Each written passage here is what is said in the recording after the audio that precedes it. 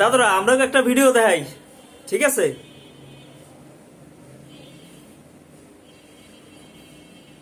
এটা একটা অভিযানের ভিডিও, ঢাকা মেডিকেলের ভিতরে দালাল ধরার অভিযান আর কি, ঠিক আছে? সেনাবাহিনীর যে দাদুরা আছে, আপনাকে বলতে আসি যে শুধু ঢাকা মেডিকেলে গেলেই হবে না, আরো বিভিন্ন পয়েন্টে, বিভিন্ন জায়গায়, বিভিন্ন সংস্থায়, বিভিন্ন প্রতিষ্ঠানে, ঠিক আছে, এরকম দালাল নামের কি রক্তচোষা, হ্যাঁ, ছোট ছোট এক ধরনের পোকা থাকে না, কি পোকা কইতে পারেন? সার পোকা। এরকম তারা কিন্তু বিভিন্ন জায়গায়, বিভিন্ন প্রতিষ্ঠানে রক্ত চোষার মতো এখনো মানুষের রক্ত চুষে খাইতে আছে, ঠিক আছে?